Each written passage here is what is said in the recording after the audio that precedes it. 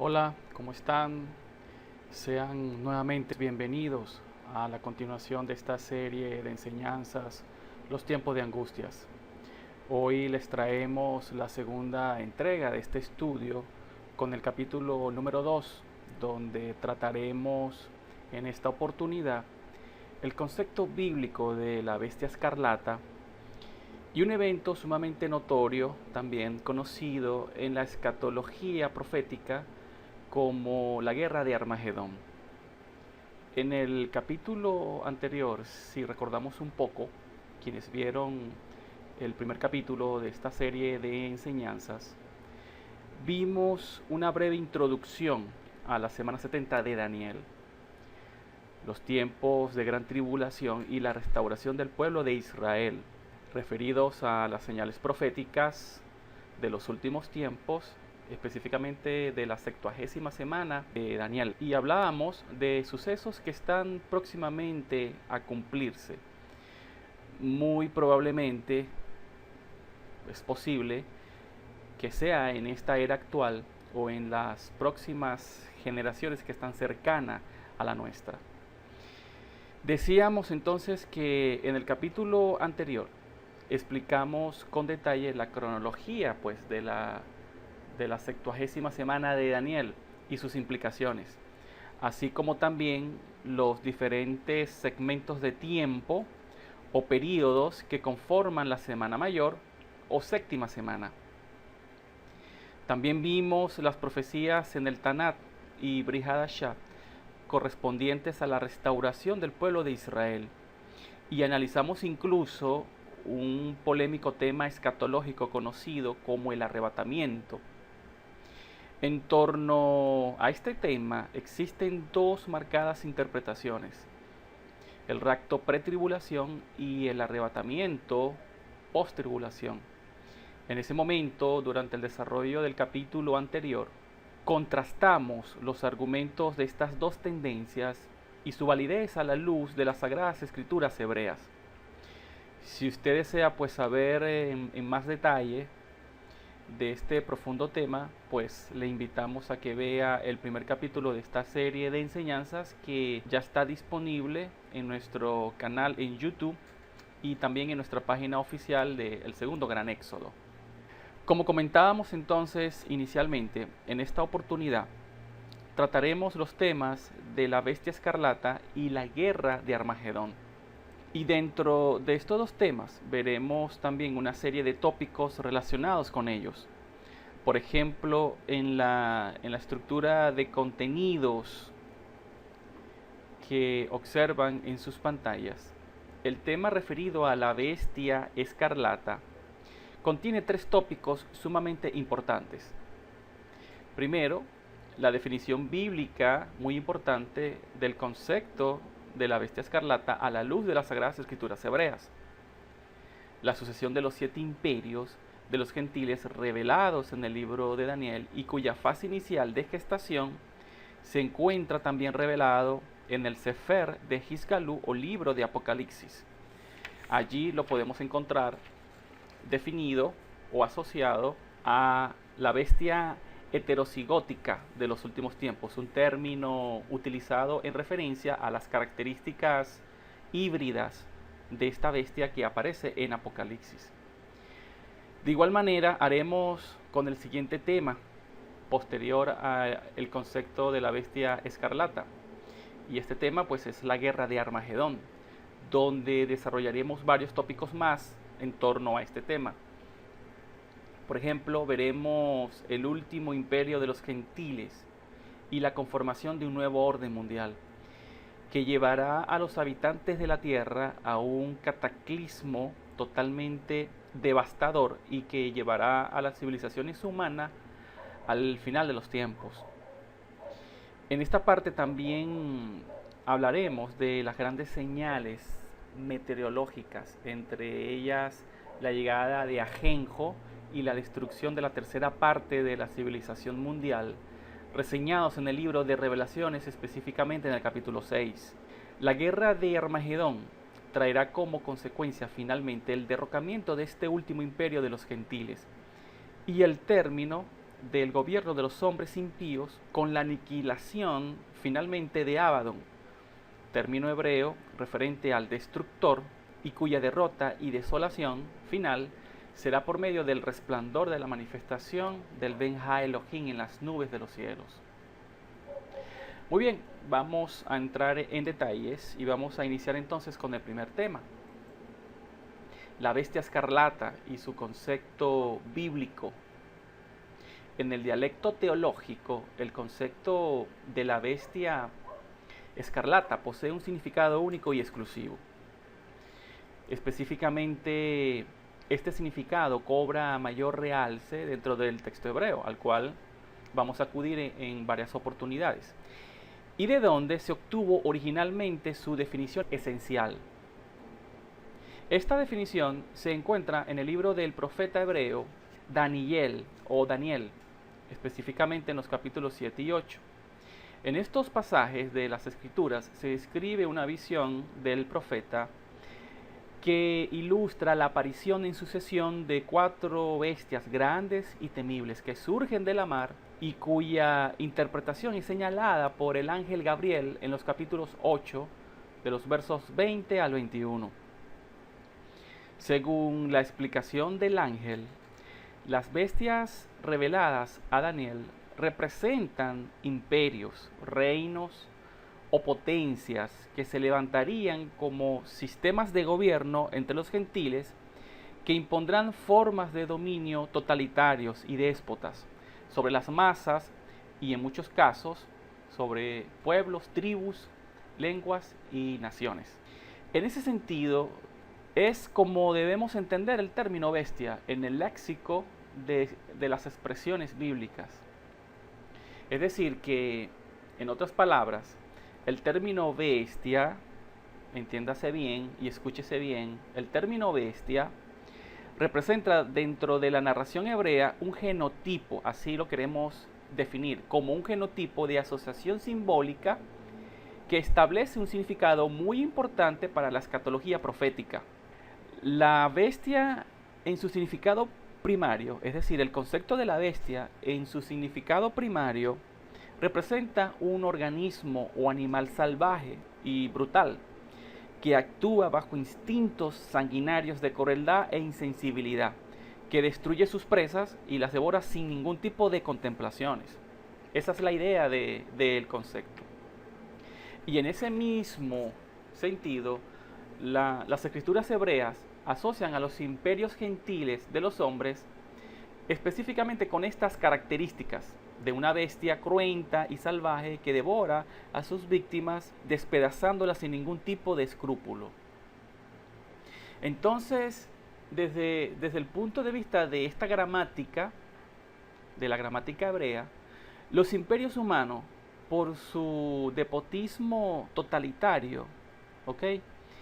Son como esas bestias en conducta, en actitud y en esencia, ya que se basan más en sus instintos bajos y viscerales que en la cordura y sabiduría de un ser superior y de un ser pensante. Entonces, cuando hablamos de bestia escarlata o de la bestia escarlata, debemos pensar indudablemente en la forma particular de un imperio que está pronto a manifestarse y que aún no ha aparecido en el concierto de las naciones del mundo gentil en el tiempo presente, ya que es un evento que acontecerá en el futuro. En el libro de Hisgalú, en Revelaciones, que es la forma hebrea para referirnos a revelaciones, en Hisgalú capítulo 17 encontramos la referencia a este término tan particular en la escatología bíblica. Vamos a proceder entonces a leer la referencia del texto en la siguiente lámina que se muestra en sus pantallas. Como vemos, la cita referida, Hisgalú, capítulo 17, verso 3, leemos de la siguiente forma. Y me llevó en el espíritu al desierto y vi una mujer sentada sobre una bestia escarlata, la cual estaba llena de nombres de blasfemia y que tenía además 7 cabezas y 10 cuernos. Fin de la cita. El texto bíblico que acabamos de leer sigue en su narración aportando otras características acerca de esta bestia, incluso de la mujer que la monta. Sin embargo, nosotros, en aras de enfocarnos en el punto central del tema y de ahorrar tiempo, queremos detenernos en el versículo 3 y concentrarnos en el concepto de la bestia escarlata y por supuesto en su significado exacto dentro de la profecía hebrea. Como acabamos de leer en el libro de Hisgalú capítulo 17, en base al texto en sí, podemos identificar, al igual que en el libro de Daniel, algunos genotipos interesantes que nos van a permitir entender su interpretación. Por ejemplo, en el texto se menciona que esta bestia escarlata tiene 7 cabezas y 10 cuernos, y estos elementos, cabeza y cuerno, representan dentro del contexto escatológico reyes e imperios. En el mismo libro de Daniel, el significado de los cuernos está asociado a gobernantes, reyes, emperadores, líderes. Y en ese sentido de ideas, esta bestia escarlata realmente es la conformación de varios imperios y reinos integrados ahora en una bestia heterocigótica, es decir, en una bestia híbrida. Entonces, lo que está representando el ángel, o lo que le está revelando el ángel al profeta Yohanan, el nombre hebreo del profeta Juan, en el capítulo 17 del libro de Hisgalú, es básicamente todo el espectro completo de la historia de los imperios de los gentiles desde la Babilonia de Nabucodonosor, el primer imperio antiguo conceptualmente conocido, hasta el breve reinado de los reyes, de los 10 reyes, en los días del último imperio de los gentiles que está aún por levantarse.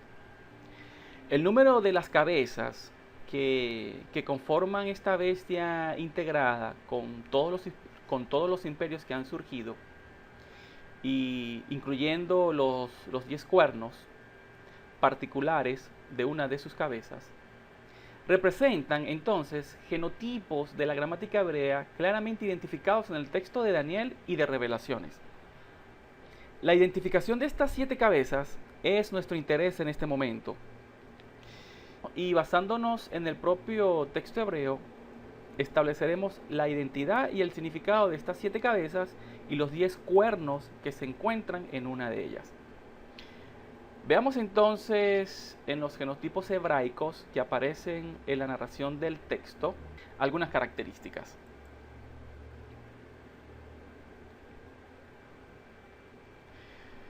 En esta diapositiva vamos ahora sí representar los diferentes genotipos que aparecen en el texto que acabamos de leer. Las bestias, como ya vimos, representan imperios, mientras que una cabeza puede representar un monte, y esta a su vez representa figurativamente un rey que gobierna sobre un reino. De la misma forma, las definiciones de los genotipos asociados a las bestias representan imperios que conformaron el levantamiento de grandes reinos que ejercieron influencia y dominio en algún momento y en algún punto en la historia de la humanidad. Es decir, que finalmente el significado más profundo de las cabezas de la bestia escarlata son reinos, son reyes. Esta definición la hallamos ya claramente ilustrada en el texto de Xisgalú 17, específicamente en los versos 9 al 10. Leamos la cita en referencia. Dice así el texto: esto para la mente que tenga sabiduría. Repetimos, esto para la mente que tenga sabiduría. Las 7 cabezas son 7 montes. Aquí está la cadena de asociaciones simbólicas que nos van a dar el significado de estos genotipos. Entonces, las 7 cabezas son 7 montes sobre los cuales se sienta la mujer, y también son 7 reyes. Por lo tanto, como acabamos de apreciar, las 7 cabezas de la bestia escarlata de Apocalipsis 17 se corresponden, o por lo menos se deben corresponder, con 7 reinos o reyes que han conformado históricamente el imperio de los gentiles. Por otro lado, los 10 prominentes cuernos que sobresalen de una de sus cabezas también recogen un significado revelado en los textos de Daniel. Los cuernos representan cavidades huecas o proyecciones vacías. Y en ese sentido, la asociación simbólica busca establecer una relación, o a través de estas asociaciones simbólicas, las Sagradas Escrituras hebreas buscan establecer una relación que representa como autoridades huecas, vacías, que no ejercen con justicia sus gobiernos y no temen al Altísimo que reina desde los cielos. Esto podemos leerlo y verificarlo en la referencia o en el texto de Daniel capítulo 8, versos del 20 al 21.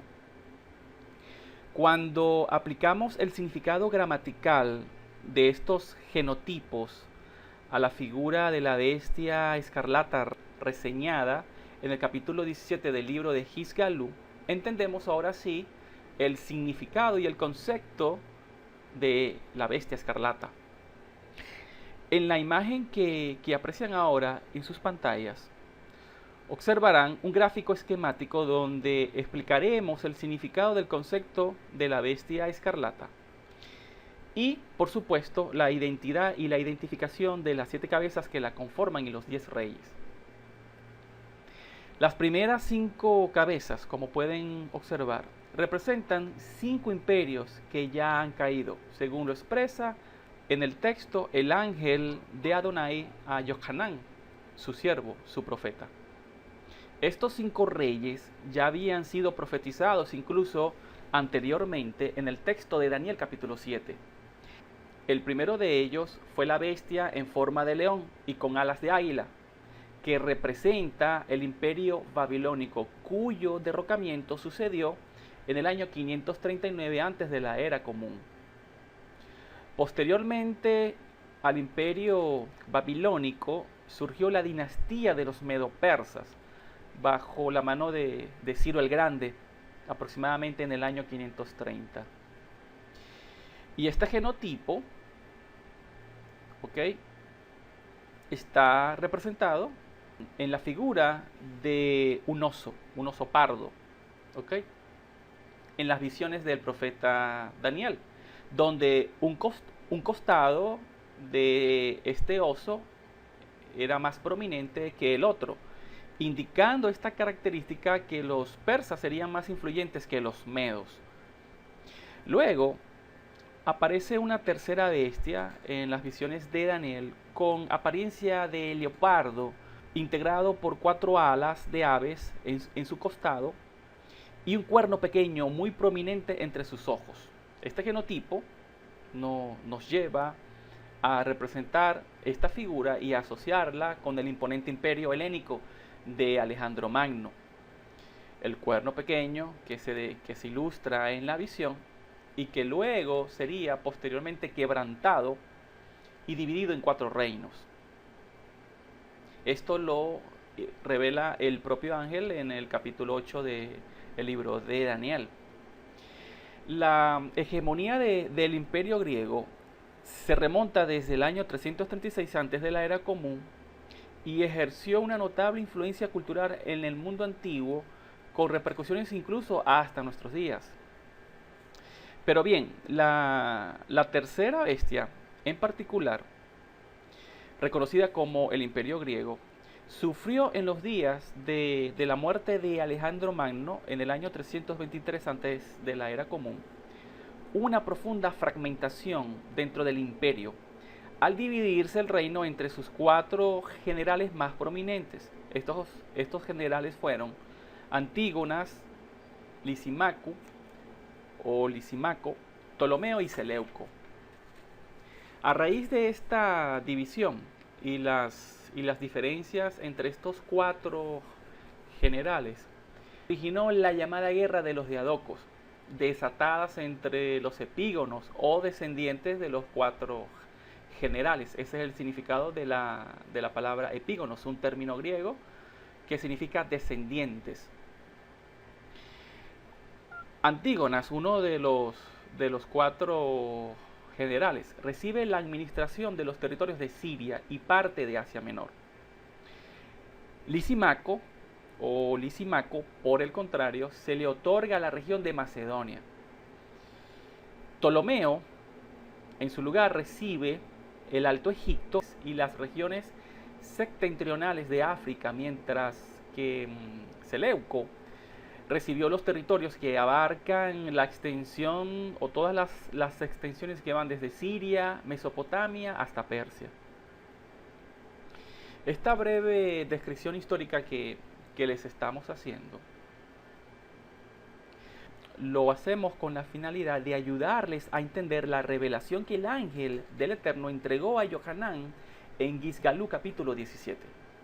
Las 7 cabezas que conforman la gran bestia escarlata, como anteriormente vimos, se corresponden precisamente con estos 7 imperios o reinos que se levantarán durante la era de los gentiles, comenzando en el año 539 antes de la era común, con la aparición del imperio babilónico. El ángel explica a Juan, en el texto de Gizgalú 17, y es lo que estamos mostrando en este esquema, que 5 de estas cabezas o reyes ya para la época del profeta habían caído o desaparecido. Estos imperios caídos son precisamente los que acabamos de mencionar en la profecía de Daniel capítulo 7.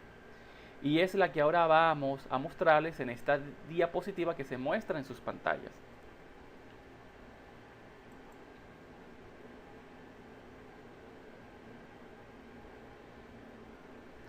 La sucesión de los 8 imperios, en secuencia cronológica, es lo que estamos representando en esta lámina. La primera cabeza, como ya vimos, es Babilonia, cuya hegemonía llegó hasta el año 539, cuando el imperio de los caldeos, como también se le conoce en la historia universal, fue derrocado por Ciro el Grande. La segunda cabeza, como pueden ver, es el imperio medo-persa, cuyo dominio llegó solo hasta el año 330 antes de la era común, cuando fue aplastado y destruido por el imperio helénico. Ahora, en relación a la tercera cabeza, hay un hecho muy particular. Y es aquí donde queremos ahora detenernos para esclarecer aspectos muy importantes en torno a esta tercera cabeza, que representa el imperio griego. Esta cabeza, en particular, imperio o reino, fue dividido en 4 fragmentos o 4 reinos, dando origen a los imperios Seleucida y al imperio Ptolomeico. De los 4 reinos iniciales del imperio griego, producto de la fragmentación del reinado de Alejandro Magno, solamente estos dos llegaron a ser los más prominentes y destacados por su extensión, cultura e influencia militar. En la historiografía bíblica son conocidos como el rey del norte y el rey del sur. Usted puede leer esto en Daniel capítulo 11. Entonces, de acuerdo a este sencillo diagrama de sucesiones imperiales que se aprecia en sus pantallas, el imperio griego, aunque fue dividido en 4 reinos, solo 2 de ellos llegaron a implantarse conceptualmente como reinos o imperios o cabezas de gobierno con cierta influencia en la historia universal. Y estos son conocidos dentro de la historia como el imperio Seleucida y el imperio Ptolomeico. Ahora, cuando contabilizamos estas cabezas o estos imperios, entonces podemos enumerar un total de 5 cabezas o reinos caídos, es decir, los 3 previos que ya habíamos documentado, Babilonia, Medo-Persia y Grecia, y luego, ahora por medio de la división del imperio griego, se le sumaron 2 imperios más de gran influencia, los Ptolomeos en Egipto y los grecosirios o seleucidas en el Asia Menor, y por supuesto parte de Macedonia Oriental. Esto nos da un total de 5 cabezas caídas. Ahora, el ángel también describe en la profecía de Jizgalú, capítulo 17, que una de las cabezas, en este caso la 6ª cabeza, se encontraba reinando para la época del profeta Johanán. Y esta cabeza es indudablemente el temible y terrible imperio de hierro, cuya dinastía final llegó hasta los días de la división del Imperio Romano Occidental, como se le conocía, fragmentándose para el año 476 durante la Era Común en el reino bizantino y en el reino occidental o el Imperio Romano Occidental. Ahora bien, con respecto a las cabezas número 7 y 8, en la profecía se establece que estos son reyes que aún no han recibido reino. Específicamente, la 7ª cabeza recibirá el poder solo por un breve tiempo, y luego le entregará el poder, dominio y señorío a la 8ª cabeza que le seguirá en sucesión, la cual es la bestia que era, no es y será en sí misma. Sin embargo, después del año 476 de la Era Común, como ya les había mencionado, se conformaron nuevos imperios a partir de la caída del Imperio Romano, tales como el Imperio Bizantino y el Imperio Carolingio o Imperio Franco. Y posteriormente evolucionó en un tercer imperio conocido como el Sacro Imperio Germánico Romano. Y finalmente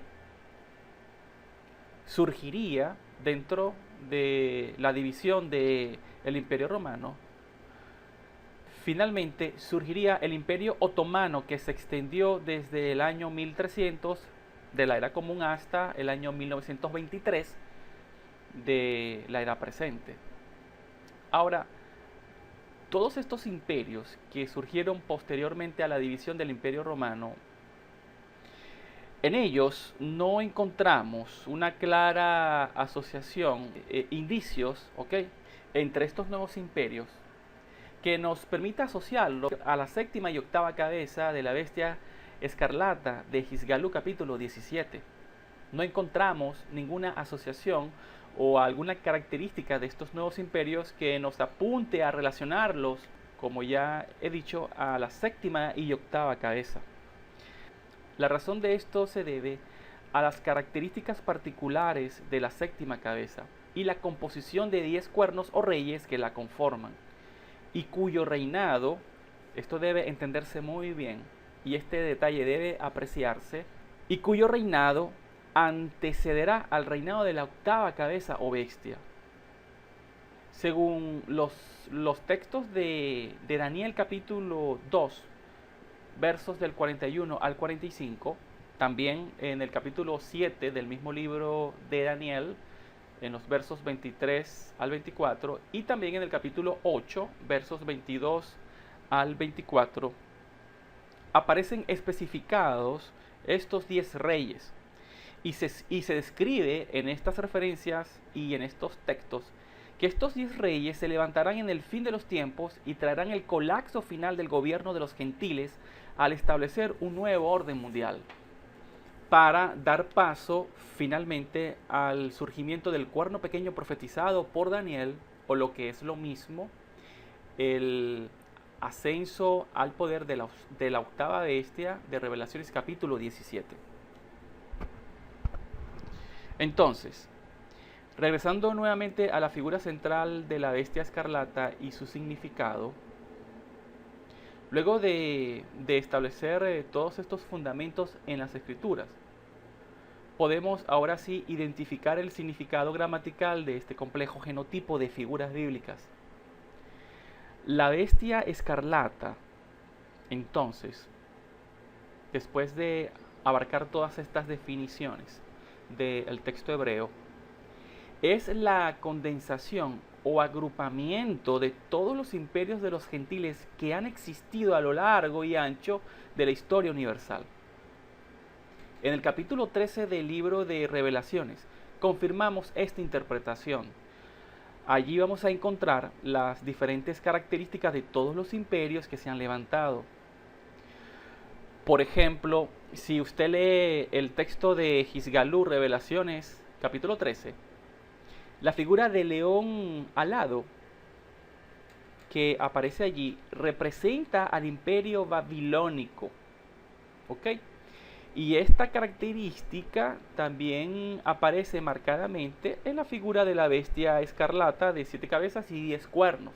Y está representado en esta figura, está representado como la boca de la bestia, cuando leemos el verso 1 y verso 2 del libro de Revelaciones capítulo 13. Si seguimos detallando características similares en la definición de la visión de la bestia de 7 cabezas y 10 cuernos que aparece en Revelaciones capítulo 3, ¿ok? Vamos a ver también una característica distintiva que vincula esta figura genotípica con el imperio medo-persa, cuyo genotipo literal, simbólico, que lo representa es el oso pardo. En este caso, la bestia que aparece en Apocalipsis capítulo 13, sus pies son los pies de un oso pardo, ¿ok? Alusivo al imperio medo-persa. Y finalmente, la figura de leopardo también aparece dentro de la descripción de la bestia de 7 cabezas y 10 cuernos de Apocalipsis capítulo 13 como el torso o cuerpo principal de la bestia escarlata, y que, como ya vimos anteriormente, representa la figura del imperio griego fragmentado en 4 reinos esparcidos a los 4 vientos, de acuerdo con la profecía que ya vimos en el libro de Daniel capítulos 7 y 8. Es decir, que la descripción de la bestia escarlata de Revelaciones capítulos 13 y 7 es realmente una bestia heterocigótica que al final de los tiempos asumirá una forma integrada y con las características de estos imperios mencionados anteriormente en el libro de Daniel. En la secuencia cronológica de las sucesiones imperiales, solo falta por manifestarse entonces la séptima cabeza, con sus 10 cuernos, que darán paso, como ya dijimos, a un nuevo orden mundial repartido entre la hegemonía de 10 reyes que se unirán mediante alianzas humanas, tan débiles como el barro y a la vez tan fuertes como el hierro, pero sin embargo dominarán con autoridad a las naciones de la tierra, aunque por un breve tiempo, para darle sí paso al cuerno pequeño, que hablará grandes cosas contra el Altísimo y se levantará tras los 10 reyes como un nuevo emperador mundial que unificará, muy importante esto, que unificará la política y la religión en un único sistema, denominado por las escrituras como la Babilonia político-religiosa, que traerá finalmente pues desolación y confusión sobre todos los habitantes de la tierra. Ahora, ahondando más en detalle en torno a esta bestia final, veamos entonces ahora esta comparación de bestias en la gráfica siguiente.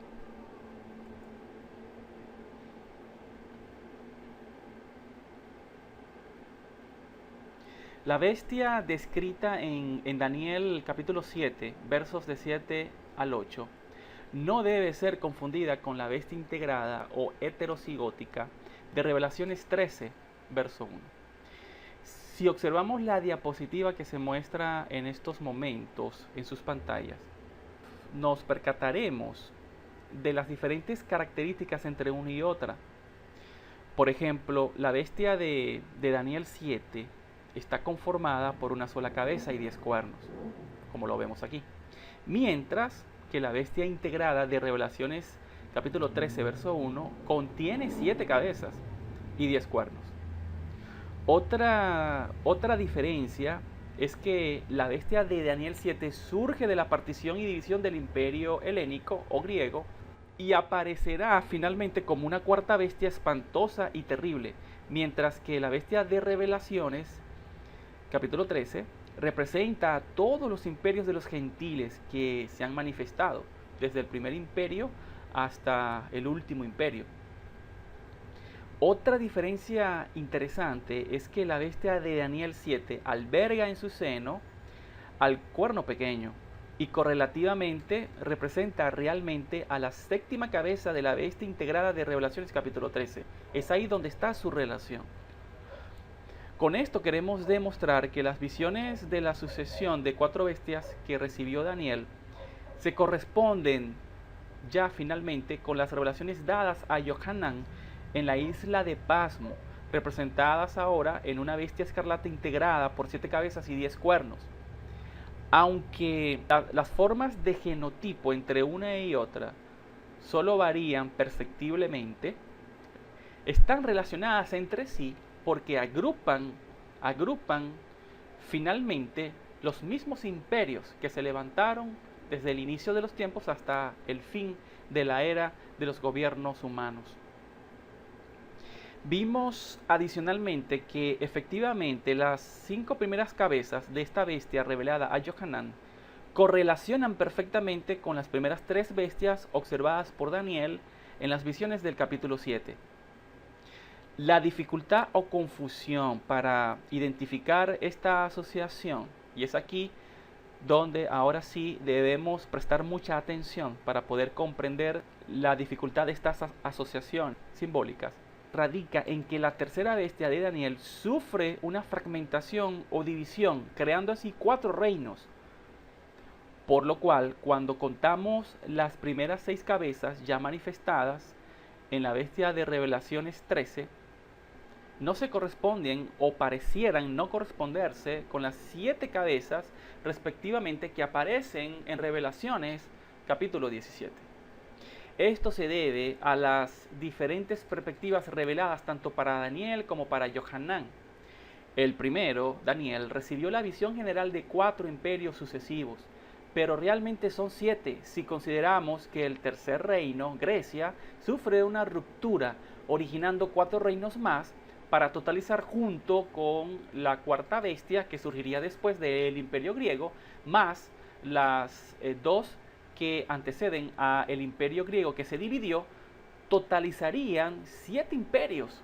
En realidad serían 7 imperios.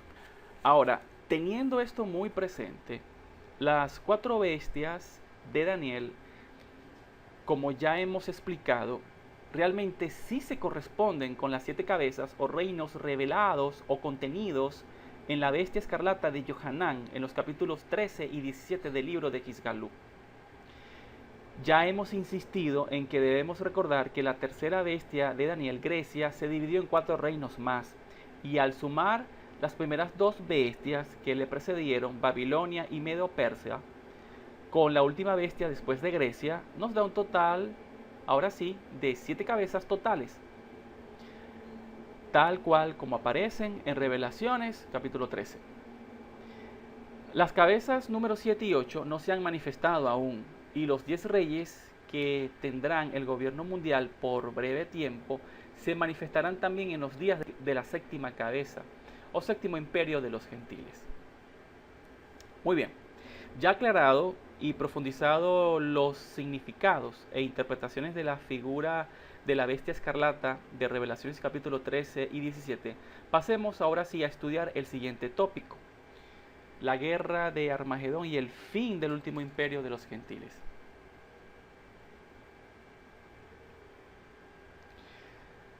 Para ello, vamos a comenzar primero con la definición, ¿ok?, del término Armagedón y por supuesto su origen etimológico. Esto lo vamos a hacer en aras de obtener una mejor comprensión de los textos proféticos relacionados con este evento. Ahora sí, tal como observamos la actual diapositiva, la palabra Armagedón se deriva del término hebreo Mégido o Jarmégido, que representa físicamente una ubicación geográfica específicamente situada a 90 kilómetros al norte de Jerusalén y a 31 kilómetros al sudoeste de la ciudad de Haifa, como pueden apreciar en la imagen. ¿Okay? En este lugar se han desarrollado célebres batallas, como las de Mégido en el siglo XV antes de la era común.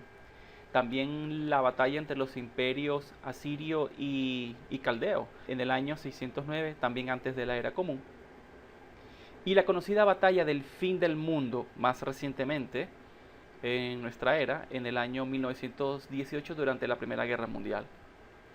Entonces, de acuerdo a estas primeras definiciones etimológicas del término Mégido, y aunado al sentido gramatical que le da el texto hebreo, pareciera que la expresión Armagedón o guerra de Armagedón se refiere explícitamente a un evento físico o un lugar geográfico donde ocurrirá una terrible confrontación militar.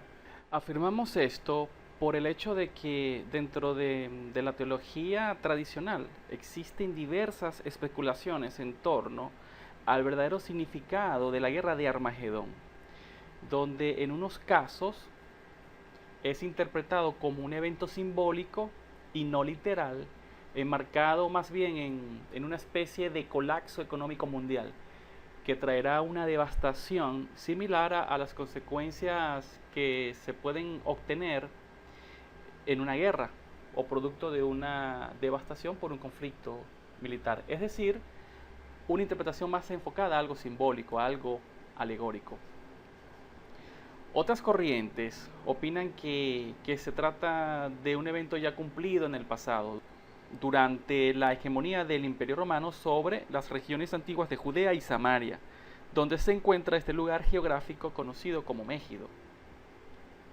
Sin embargo, todas estas corrientes interpretativas son básicamente apreciaciones de ciertas tendencias religiosas que tratan de entender de la mejor manera estos textos hebreos de las Sagradas Escrituras con limitaciones de recursos gramaticales.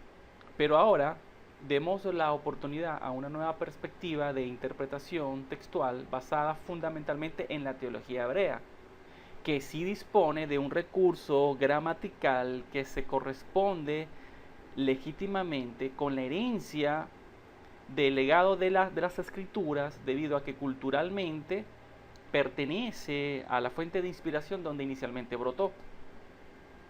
Ahora, de acuerdo a la composición gramatical de los textos de Revelaciones, el tipo de narración usada, ahora sí aquí entramos en los recursos gramaticales hebreos.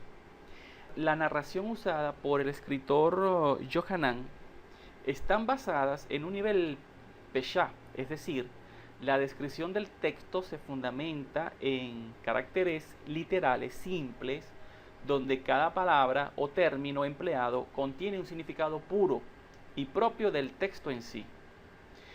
Un ejemplo de esto lo vemos ahora en la siguiente lámina, donde explicaremos las características irrefutables establecidas por el propio texto en sí. Vamos a ver en la siguiente lámina el esquema de características ineludibles que alude el texto hebreo. El significado del evento conocido como la guerra del Armagedón está relacionado más a un hecho físico y literal que a algo simbólico. Este evento debemos entenderlo como una confrontación final donde todas las naciones beligerantes serán reunidas en el día de la ira del Elohim eterno en un lugar llamado Mégido, como ya hemos demostrado, un lugar geográfico en la provincia de Judá, conocido más comúnmente en su lengua hebrea como Har Mégido. Y es esta afirmación extraída del propio texto de Revelaciones que nos da la seguridad del significado literal de este evento. Si observamos ahora el lado izquierdo del gráfico que se presenta, hallamos las características irrefutables que demuestran el carácter literal de la guerra de Armagedón.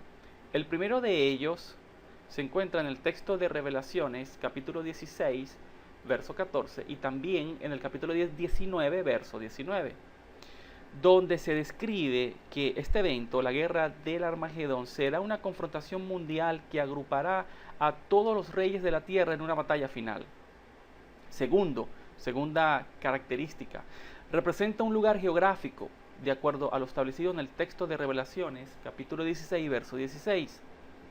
Es decir, que la corriente de interpretación que establece que el Armagedón es un evento simbólico no se corresponde íntegramente con el texto bíblico, dejando inconsistencias en este criterio interpretativo que, por supuesto, demuestra su invalidez en cuanto a el significado de una interpretación alegórica como respuesta, a la representación en sí de lo que es este evento.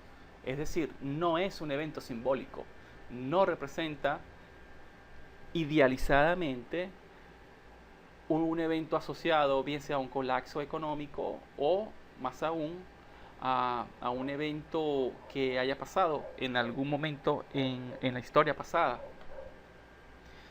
Otra característica importante es que será este evento de la guerra de Armagedón, será finalmente el lugar y el evento profético donde se manifestará el advenimiento esperado del gran rey, según lo describe Revelaciones capítulo 19 del verso 11 al 16. Y como última característica irrefutable, el evento de la guerra del Armagedón marcará el fin de los gobiernos de los gentiles y el inicio de una nueva era del gobierno de los justos sobre la tierra. Esto podemos verlo en Revelaciones capítulo 19 del verso 20 al 21 y en Revelaciones 20 del verso 1 al 4. Otras referencias en el Tanat, en la escritura hebrea, describen también este evento como una conflagración mundial de naciones que dará término al fracasado gobierno de los gentiles y sus sistemas de corrupción. En Joel, en el capítulo 3, versos del 1 al 6, el profeta lo denomina como la gran confrontación en el valle de Josafat, otra forma para referirse a la meseta de Mégido. Y también en el mismo texto de Joel, en el mismo capítulo 3, pero ahora en los versos del 9 al 14, se menciona este evento, la guerra de Armagedón, se menciona como el valle de la decisión, en vista de que la región de Mégido está conformada por valles que rodean y conforman o integran la gran meseta. Entonces, teniendo ahora sí claro el marco correcto de interpretación de la profecía de Revelaciones capítulo 16, debemos entenderla entonces de esta manera, como una confrontación mundial de los reyes de la tierra en los días finales del gobierno de los gentiles, específicamente durante el tiempo de la manifestación de la séptima y octava cabeza de la bestia escarlata, que es lo que denominamos como el último imperio de los gentiles. Bien, ahora procedamos a detallar el despliegue de las fuerzas y la representación final de la batalla de Armagedón a través de este sencillo modelo de simulación que se describe en la siguiente diapositiva. Veamos. Este gráfico esquemático de simulación de la batalla final de Armagedón, en él hemos representado los ejércitos involucrados en el campo de batalla. Y ya sabemos que este lugar geográfico es la meseta de Megido. Básicamente, estamos representando una estrategia convencional de batalla como posible escenario de confrontación militar que se llevará a cabo durante la puesta de los ejércitos en víspera de la confrontación de la Gran Guerra de Armagedón. En el gráfico vemos, en primer lugar, vemos ahora sí desplegado, el sitio donde ocurrirá esta confrontación, el epicentro pues, donde se concentrarán. Estos vastos ejércitos se reunirán en el centro del valle de Jezreel, o también conocido como la llanura de Esdrelón, nombre que tenía en el período clásico, lo que es ahora conocido como la meseta de Har Megido. En el valle de Jezreel existe además una gran cantidad de importantes localidades antiguas y modernas.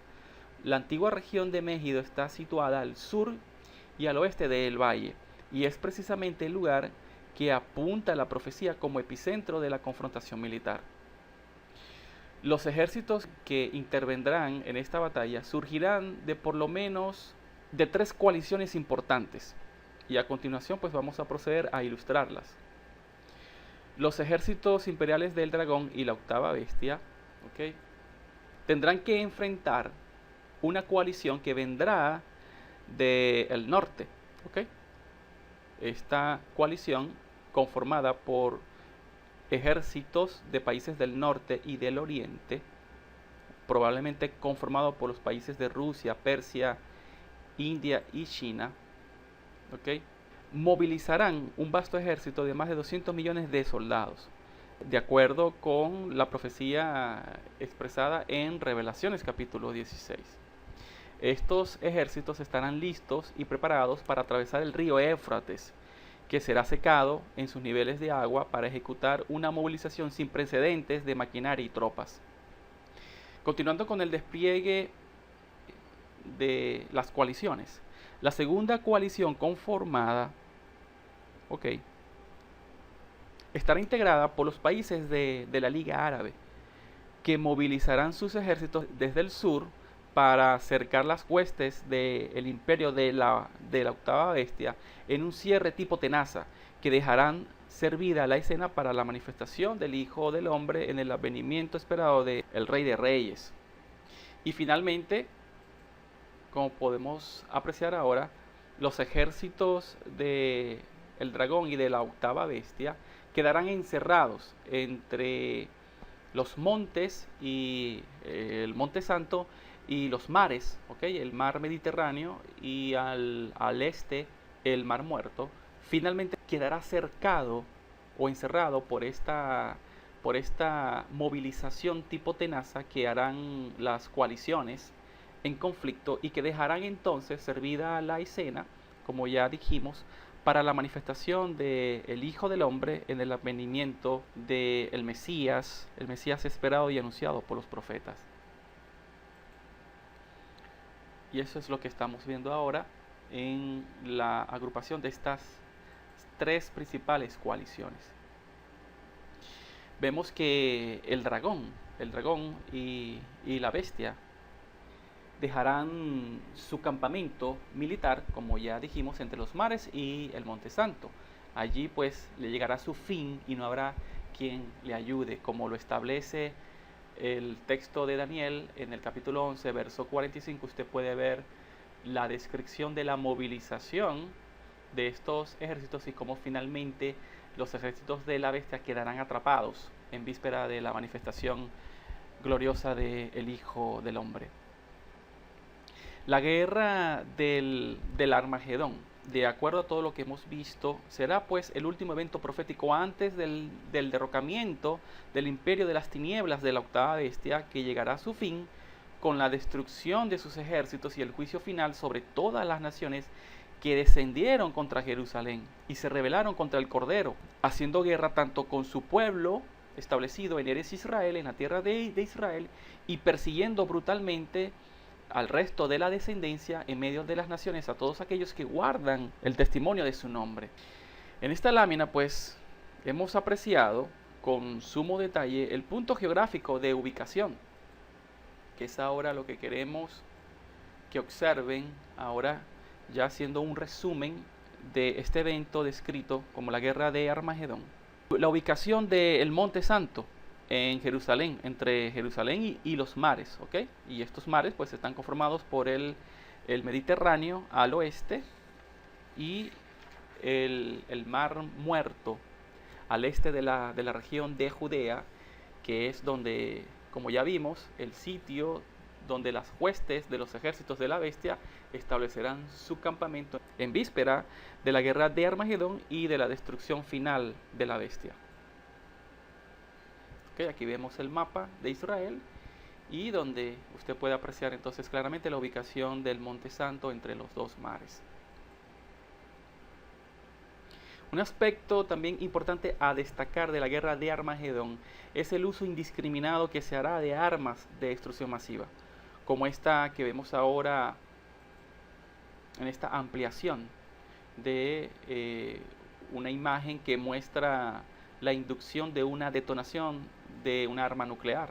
¿Okay? Estas armas termonucleares y biológicas estarán entre los armamentos que muy probablemente se emplearán en este conflicto mundial. La capacidad de devastación de estas mismas armas que con seguridad serán utilizadas, justificará por lo tanto la rápida intervención del Altísimo a favor de su pueblo Israel, con la llegada del Hijo del Hombre viniendo entre las nubes con gran poder y gloria, y que matará, como así describe los textos proféticos hebreos, y que matará con la espada de su boca a la bestia y sus ejércitos, y a todos los reyes de la tierra que se rebelaron contra el Altísimo al no reconocerle y honrarle. Esto es lo que se llama en el ámbito de las estrategias de guerra, profundizando un poco más en los sistemas de armas que se emplearán. Lo que se llama la táctica CBNR en las guerras modernas. ¿Okay? Esto es lo que vamos a ver a continuación ahora como armas de destrucción masiva en la siguiente lámina. La táctica CBNR en las guerras modernas está basado en sistemas de acción destructiva concentrados en armas químicas, biológicas, radiológicas y nucleares, como podemos apreciarlo, repito, en la diapositiva que ahora les estamos mostrando. Indudablemente, la devastación que provocará esta capacidad de fuego durante la batalla de Armagedón traerá sobre la tierra de Judea, el epicentro de este profético conflicto, el cumplimiento temido de la profecía del tiempo de angustia de Jacob revelado por Hashem a su siervo Jeremías en el capítulo 30. Este será un día de extrema angustia por la cual tendrán que pasar los hijos de Israel, no solamente para los descendientes que se encuentren en Judea para ese entonces, sino también para todo el resto de la descendencia de Abraham, las 12 tribus de Israel, que han creído en Yeshua como el Mesías anunciado por los profetas. Pero, como lo establece también el texto profético de Jeremías, en aquel tiempo dice el profeta: el Eterno librará a su pueblo y juzgará a todas las naciones que han socavado su heredad y han hecho cautivo a sus hijos. Ahora pues queremos dejarles con el presente video que nos da una idea del poder destructivo de estas armas y de las terribles implicaciones de su uso en un conflicto bélico. Con estas imágenes vamos a poder tener una idea muy clara de la terrible angustia que la generación que experimentará estos hechos tendrá que soportar. Veamos entonces este breve video.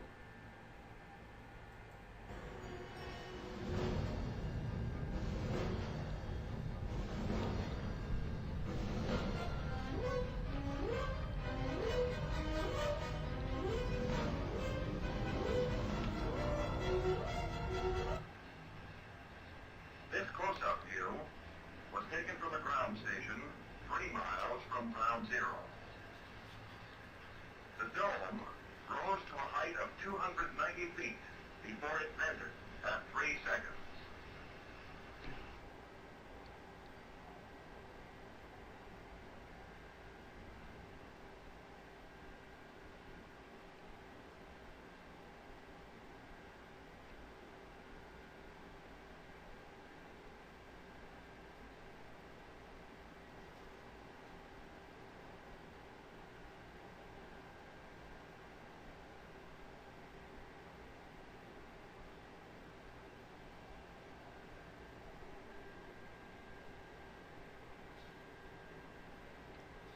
B-57s flying as close as they could was 4 miles, and then we'd have to turn and fly away from it as rapidly as possible so that when the shock wave got us, it wouldn't hit us broadside, it would hit us tail on.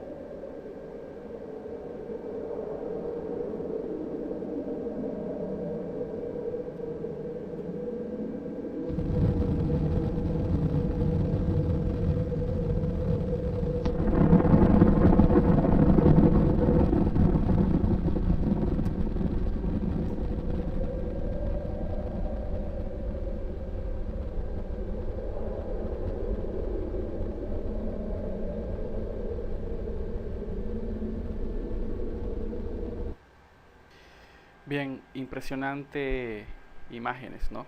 Acerca de lo que puede representar el uso de estas armas de destrucción masiva. Muy bien, luego de observar este impactante video, vamos a continuar ahora con el siguiente tópico de este capítulo 2. Luego de estudiar las profecías relacionadas con la guerra de Armagedón y su significado en el texto hebreo, vamos ahora a ilustrar otro evento profético de gran impacto también, conocido dentro de las escrituras del libro de Revelaciones como la llegada de Ajenjo, y también las señales cósmicas que describe la caída de un gran meteorito y la destrucción de muchas ciudades por fenómenos meteorológicos, producto del sonido de las trompetas o chofarines, como se diría en lengua hebrea, durante el periodo de la Gran Tribulación. Vamos a aclarar que aunque este evento antecede a la guerra de Armagedón, quisimos abordarlo en un tópico aparte y separado de la secuencia cronológica apocalíptica, Principalmente lo hicimos con la finalidad de abarcar todos los detalles, tanto interpretativos como científicos, relacionados con la factibilidad de que un evento literal como este pudiera ocurrir en nuestro tiempo. Veamos, para adentrarnos en el tópico, la cita referida de esta profecía, y después vamos a ver entonces la correcta interpretación del texto a la luz de la gramática hebrea. En el libro de Hizgalú, que hemos dicho ya reiteradas veces que es la forma hebrea para referirnos a Apocalipsis, encontramos en el capítulo 8, versos del 10 al 11, la descripción del evento en sí, y que vamos a proceder a leer en este momento. Ok, en Hizgalú 8, versos del 10 a 11, leemos de la siguiente forma: El tercer ángel tocó la trompeta, y cayó del cielo una gran estrella, ardiendo como una antorcha, y ésta cayó sobre la tercera parte de los ríos y sobre las fuentes de las aguas. Y el nombre de la estrella es Ajenjo, y la tercera parte de las aguas se convirtió en Ajenjo, y muchos hombres murieron a causa de esas aguas, porque se hicieron amargas. Lo que acabamos de leer es realmente impresionante y completamente enigmático. Un evento de estas proporciones es imposible si nos los imaginamos tal cual como está descrito. Pareciera imposible, o al menos sería factible si estuviésemos observando una filmografía de Hollywood de ciencia ficción, como la de estas imágenes tomadas que mostramos a continuación, estas imágenes tomadas de la conocida película de Armagedón. Pareciera que la descripción de este texto que acabamos de leer sería únicamente posible en las escenas de esta película.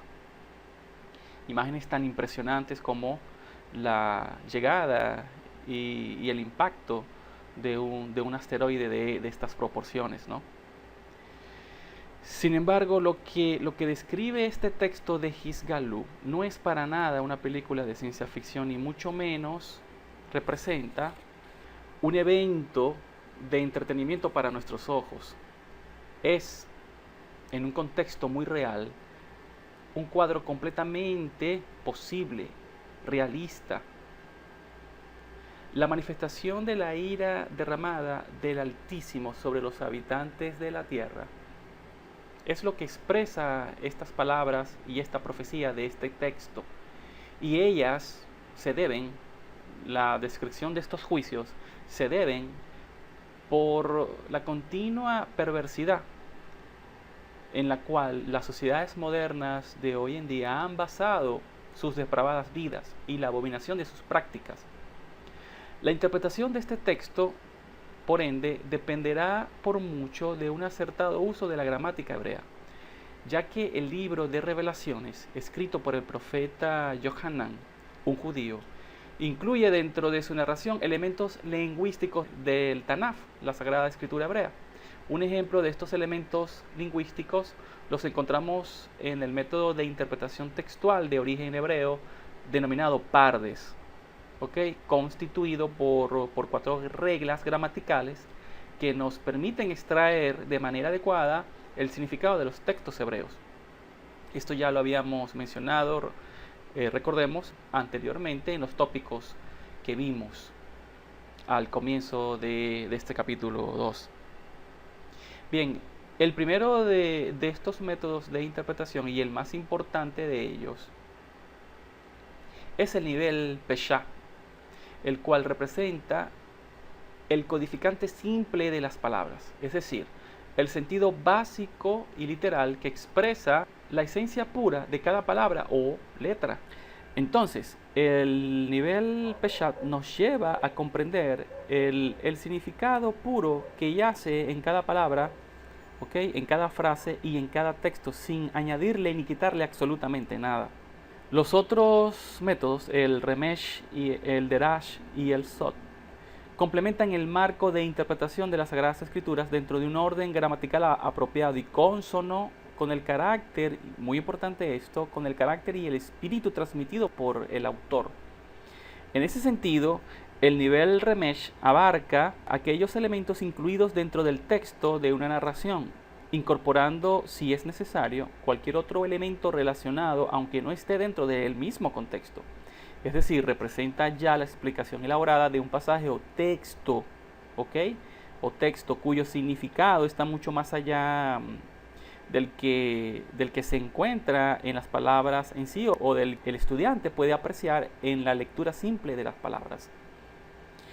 El nivel de Rash, por el contrario, representa en otro sentido el nivel más profundo y por ello más delicado y peligroso en vista del uso que hace este nivel de métodos alegóricos y tipologías simbólicas muy estructuradas, similares a los midrashim rabínicos utilizados en el judaísmo para la interpretación elaborada de la Torá de Moisés y los profetas. En otras palabras, el nivel de Rash está enfocado en el estudio profundo del texto y en la necesidad de inquirir más allá de lo que superficialmente se ve en cada palabra. Y para ese fin, en muchos casos, se utilizan recursos alegóricos que deben estar sólidamente fundamentados y delicadamente utilizados, basados en el propio texto hebreo y no en las suposiciones ambiguas del intérprete. Por último, tenemos el nivel Sod, que ya apunta a todo aquello que no está develado y que es objeto de incertidumbre debido a su total enigma. Y esto, por supuesto, es un Sod porque está fuera del alcance de la razón humana. Es decir, el Sod estaría ya en el último nivel del Pardes y representa pues lo que es lo que son los misterios. Entonces, basándonos en este fundamento esencial y aplicando lo que acabamos de explicar, ¿bajo qué nivel de interpretación entonces deberíamos abordar el texto de Hisgalú 8, del verso 10 al 11? Pues veamos nuevamente el texto y verifiquemos qué elementos están presentes en él. En una primera revisión, cuando revisamos nuevamente la cita, podemos identificar que el tipo de lenguaje que está empleando el autor se encuentra precisamente en un nivel Peshá, ya que no encontramos tipologías o genotipos literarios que nos obliguen a ir a un nivel de Rash, como por ejemplo el que sí encontramos en Hisgalú Revelaciones capítulo 13 que vimos anteriormente en el tópico anterior, donde sí se introducen varios genotipos, como el de la bestia escarlata, que nos obliga a ir al nivel de Rash. Pero no es este caso, no es este versículo. Únicamente en este texto se menciona dentro de la visión que observa Yohanan la caída, la descripción de un evento, la caída de una estrella desde los cielos y que es ilustrada por el profeta en un lenguaje acorde a su época y bajo las limitaciones de su cultura. Él describe que esta estrella o algo parecido a una estrella cayendo como una antorcha encendida o ardiendo. Pero desde el punto de vista descriptivo, deberíamos preguntar, ¿es posible que una estrella tal cual como la conocemos puede caer desde los cielos sobre la tierra? Por lógica deductiva, entendemos que ese escenario es imposible, es improbable. Las estrellas, los cuerpos celestes de gran tamaño, tal cual como lo conocemos, y en muchos casos estos cuerpos son mucho más grandes que la Tierra y separados por grandes distancias en el espacio, no caen así por así, de simple manera sobre los planetas.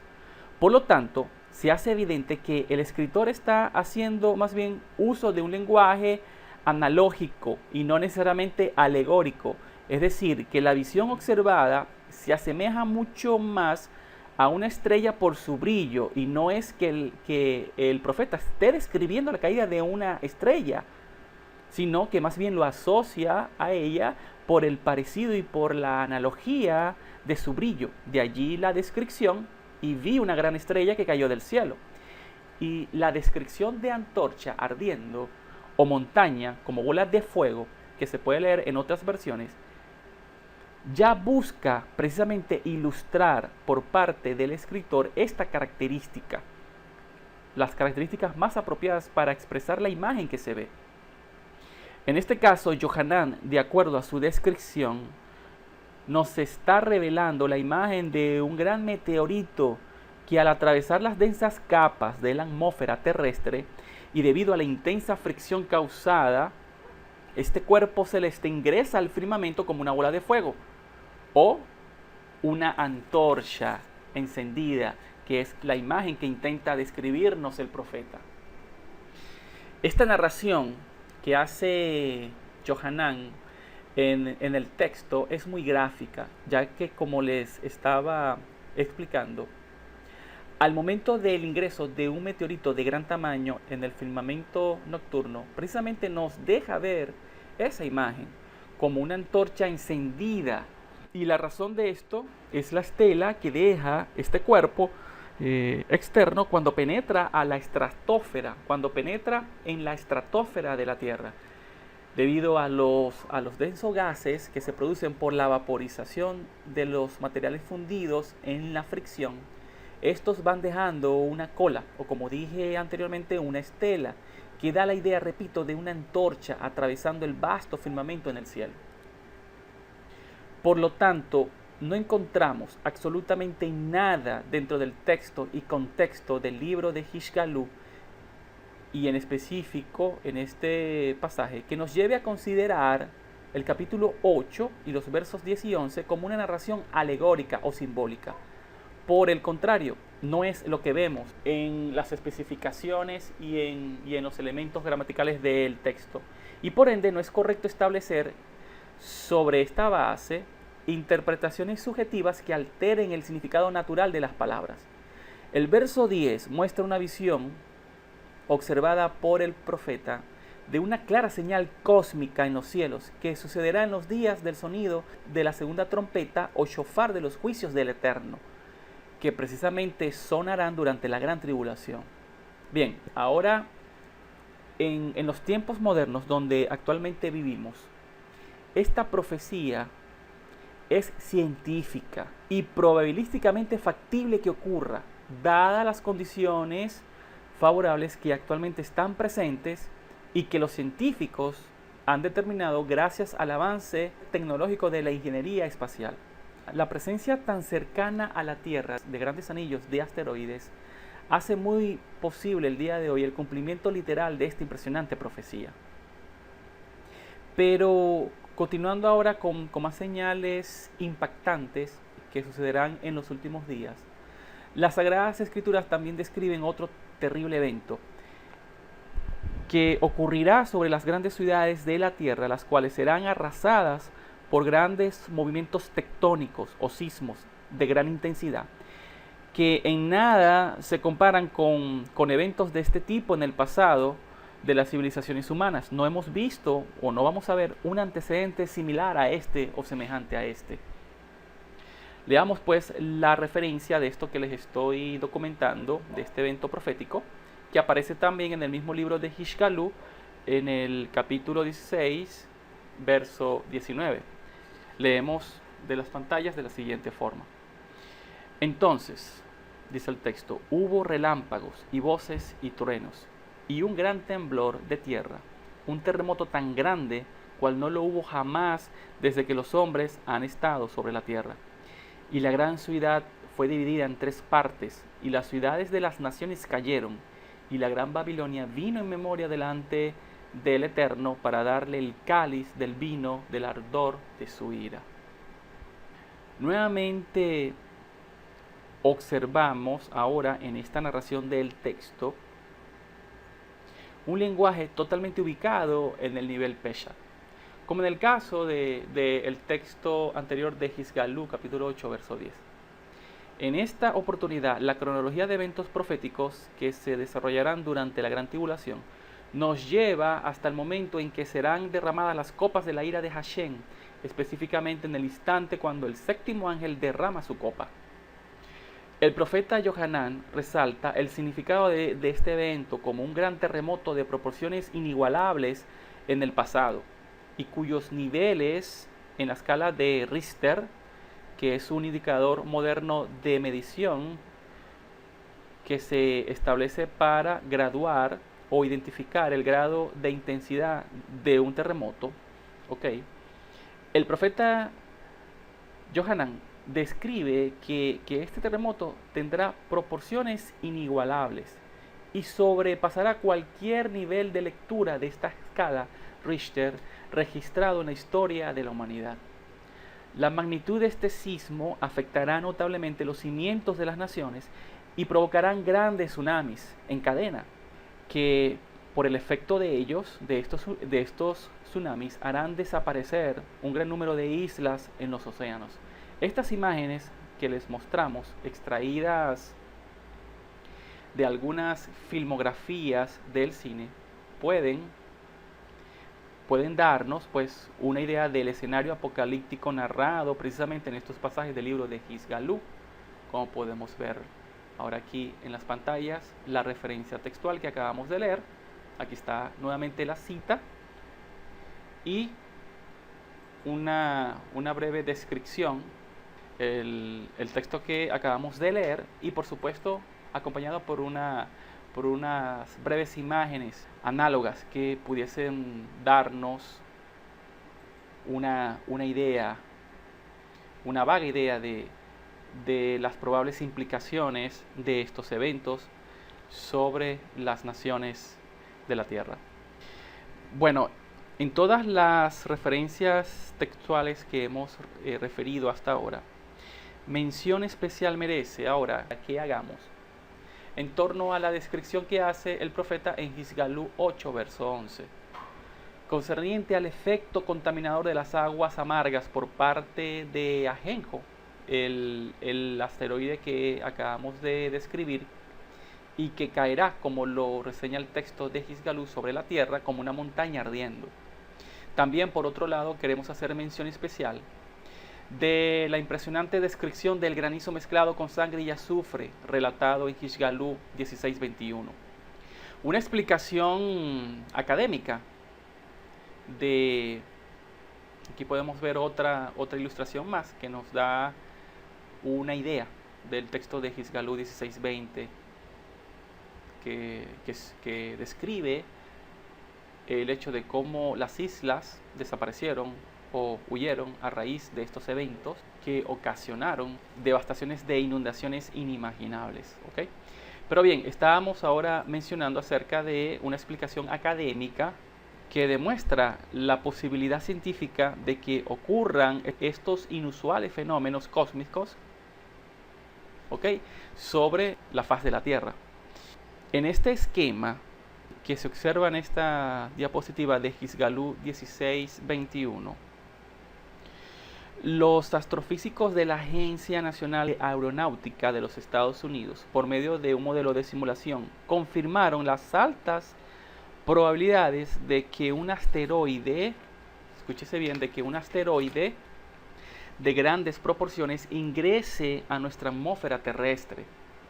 Una vez ocurrido su ingreso, las fuerzas de fricción entre las densas capas de gases que recubren la Tierra y el asteroide en sí provocarán elevadas temperaturas que iniciarán un proceso de desgaste y fracturamiento de la estructura sólida del asteroide.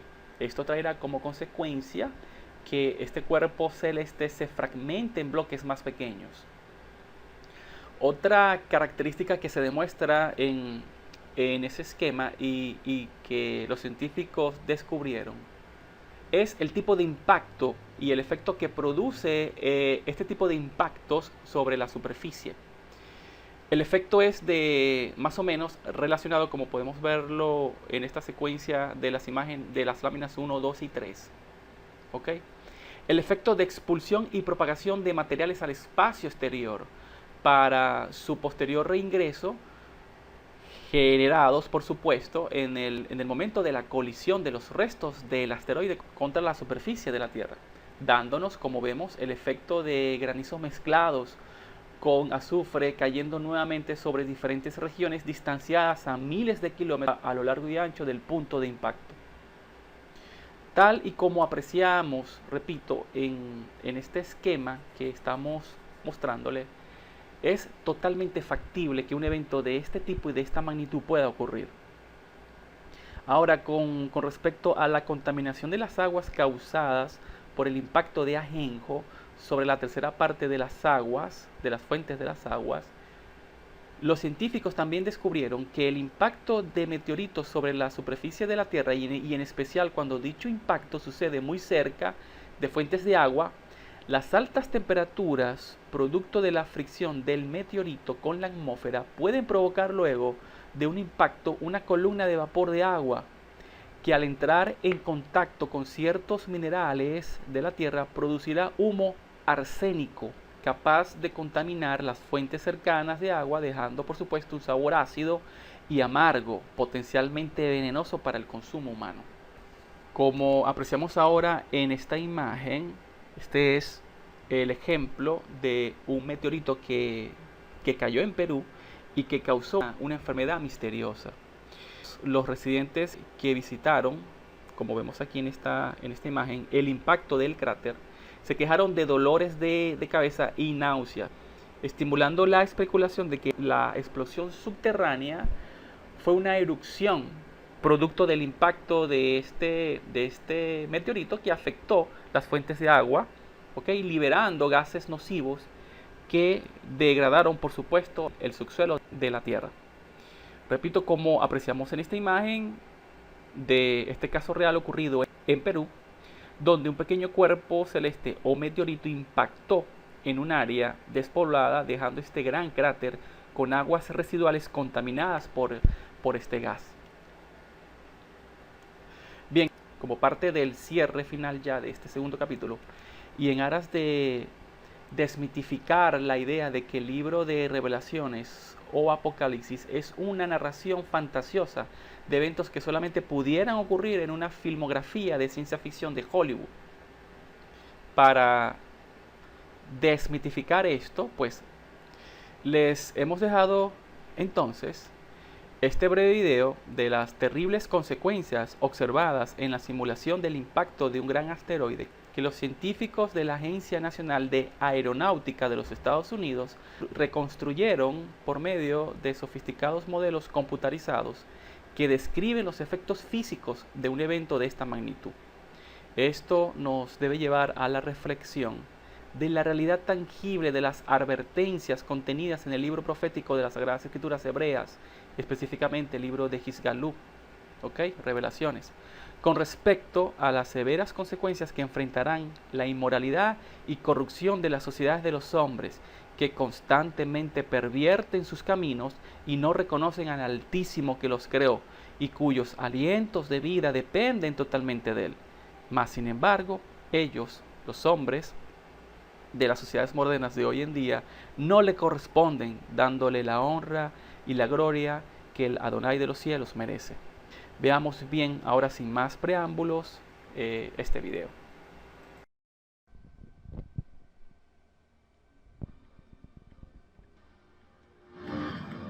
¿Cómo imaginar entonces el efecto que pudo producir un asteroide de 500 kilómetros de diámetro entrando en colisión con la Tierra? Esta reconstrucción se ha realizado bajo el control de expertos en geofísica. Para facilitar la comprensión de las proporciones, la Tierra se ha representado tal y como la conocemos en la actualidad.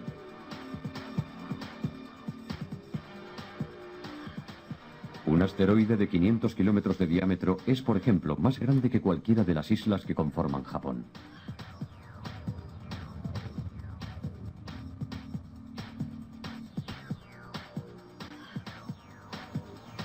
El punto de impacto estaba situado en pleno Océano Pacífico, entre Japón y Australia.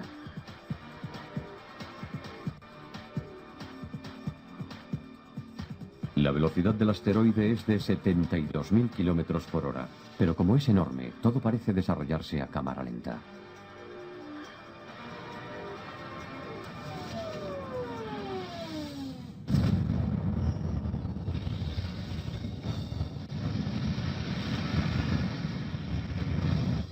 Por el efecto del impacto, la corteza terrestre de una decena de kilómetros de espesor se despega del manto, produciendo lo que se conoce como un crust tsunami, un maremoto de la corteza terrestre. La fina película blanca son los 4.000 metros de profundidad del océano.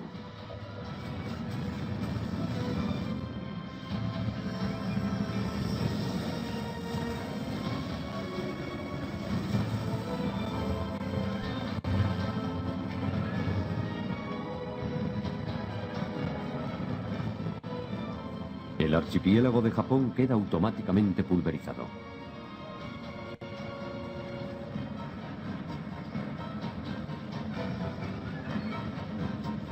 Trozos gigantescos son proyectados más allá de la atmósfera, a varios miles de kilómetros de la superficie, antes de volver a caer sobre la Tierra produciendo el efecto de bombas de una gran potencia.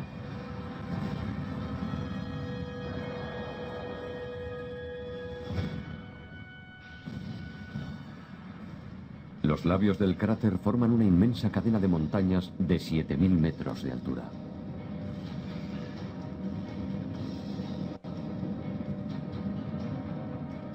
El propio cráter es un golfo de 4.000 kilómetros de diámetro. Y esto no son más que los primeros instantes de la catástrofe.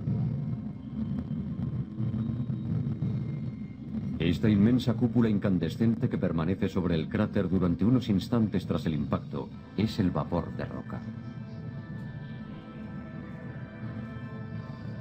100.000 millones de megatones de roca transformados instantáneamente en vapor por el calor extremo que genera la colisión.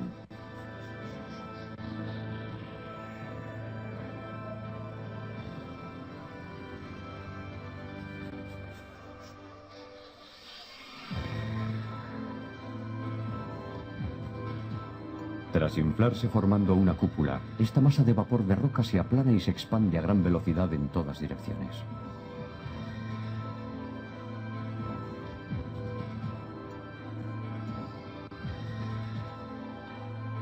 Apenas 3 horas después del impacto en el océano, una extraordinaria ráfaga de vapor de roca con 4.000 grados centígrados de temperatura y desplazándose a una velocidad de 300 metros por segundo, alcanza el Himalaya.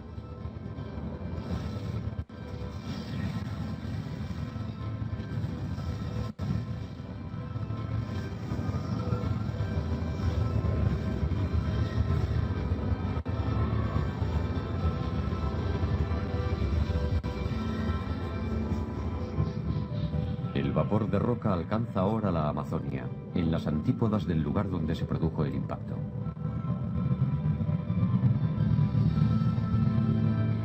La intensidad del calor produce un fenómeno de combustión espontáneo. En un abrir y cerrar de ojos, la jungla se convierte en un océano en llamas.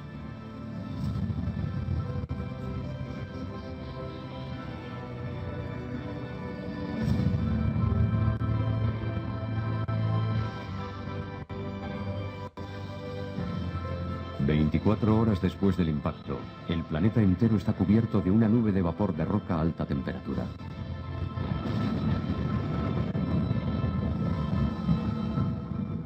Esta nube cubrirá el globo terráqueo durante cerca de un año.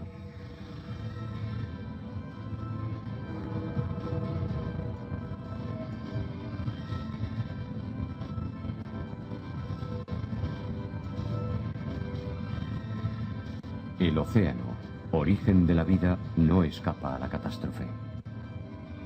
Mientras el vapor de roca termina de envolver la Tierra, la superficie marina borbotea por todas partes. Luego entra en ebullición. La violencia de la evaporación hace descender el nivel del agua a un ritmo inimaginable de 5 centímetros por minuto.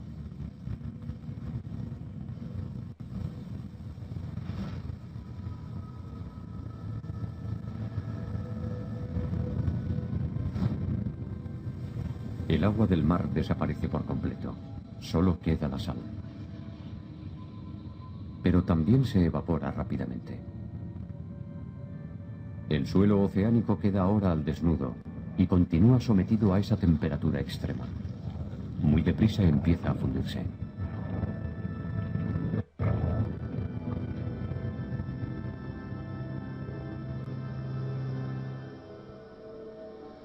Tan solo un mes después del impacto, este es el aspecto que mostraría la Tierra bajo su mortaja de vapor de roca.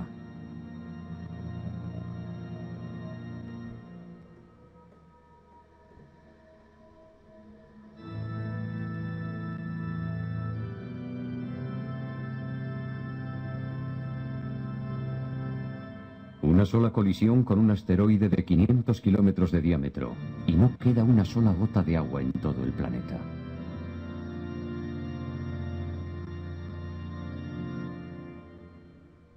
Cuando se produjo aquel acontecimiento, debió erradicarse toda forma de vida de la superficie del globo. Y sin embargo, nosotros estamos aquí.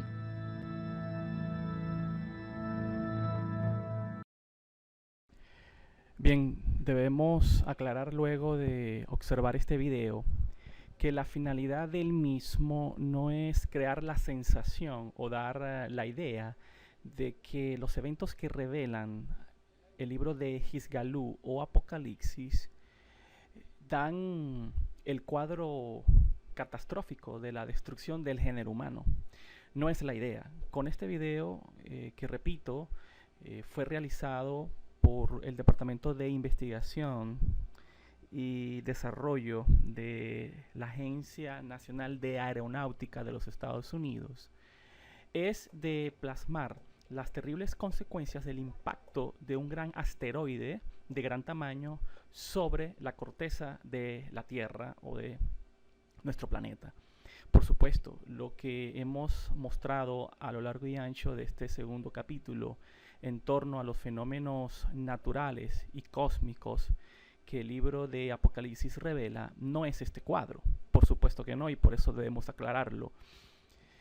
Lo que hemos descrito en torno a las profecías que están contenidas en el libro de Apocalipsis son eventos relacionados, sí, con el impacto de meteoritos de tamaño mucho más pequeño, pero que de igual manera tienen la capacidad de crear una gran devastación sobre la Tierra, aunque esto no implique el exterminio de la vida y de la existencia del hombre sobre la faz de la Tierra.